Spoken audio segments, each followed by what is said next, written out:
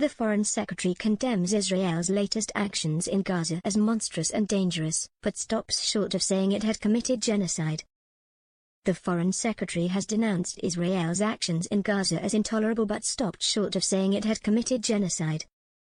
MPs could be heard shouting genocide in the Commons chamber as David Lammy announced the government was suspending its trade negotiations with Israel and summoning Tzipi Hotovely, Israel's ambassador to the UK, to the Foreign Office. The UK has also sanctioned a number of individuals and groups in the West Bank which it says have been linked with acts of violence against Palestinians, including Daniela Weiss, a leading settler activist who was the subject of Louis Theroux's recent documentary The Settlers.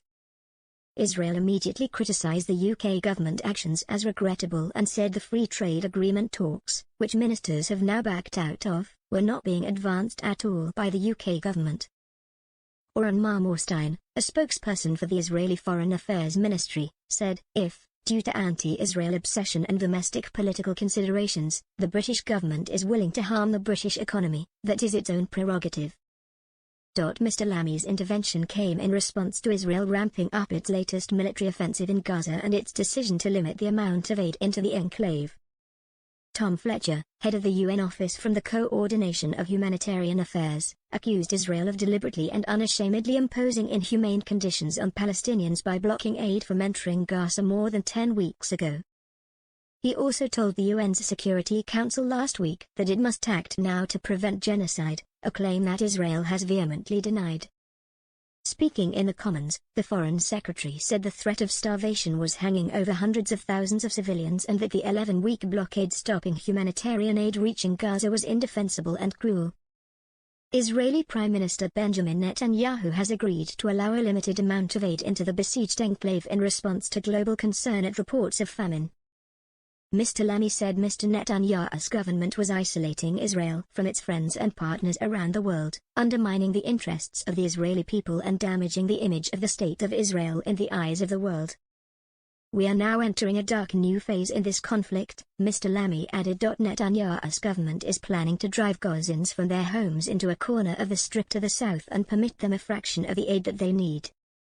Referring to one of the far-right ministers in Mr. Netanyahu's government, he said Bezalel Smotrich even spoke of Israeli forces cleansing Gaza, destroying what's left of residents, Palestinians being relocated, he said, to third countries. MPs from across the House shouted genocide as Mr. Lammy said, we must call this what it is. It is extremism. It is dangerous. It is repellent. It is monstrous and I condemn it in the strongest possible terms. In the Commons, a number of Labour MPs urged the government to go further against Israel. Yasmin Qureshi, the Labour MP for Bolton South and Walkden, said there needed to be a full arms embargo and said, can I ask the Foreign Secretary what additional steps he's going to be taking in order to stave off this genocide? Another Labour MP told Sky News that while the statement was better than previously, without a concrete timeline and sanctioning of responsible ministers, it's hard to know what tangible difference it will make. Israeli officials have said its plans to seize all of Gaza and hold it indefinitely, which would move the civilian population southward, will help it achieve its aim of defeating Hamas. Israel also believes the offensive will prevent Hamas from looting and distributing humanitarian aid, which it says strengthens the group's rule in Gaza. Mr. Netanyahu has defended Israel's actions in Gaza and reacted angrily to a joint statement penned by the leaders of the UK, France and Canada, in which they urged Israel to end its military offensive in Gaza and lift restrictions on humanitarian aid allowed into the enclave. The Israeli Prime Minister said, by asking Israel to end a defensive war for our survival before Hamas terrorists on our border are destroyed and by demanding a Palestinian state, the leaders in London, Ottawa and Paris are offering a huge prize for the genocidal attack on Israel on October 7 while inviting more such atrocities. No nation can be expected to accept anything less and Israel certainly won't. This is a war of civilization over barbarism. Israel will continue to defend itself by just means until total victory is achieved.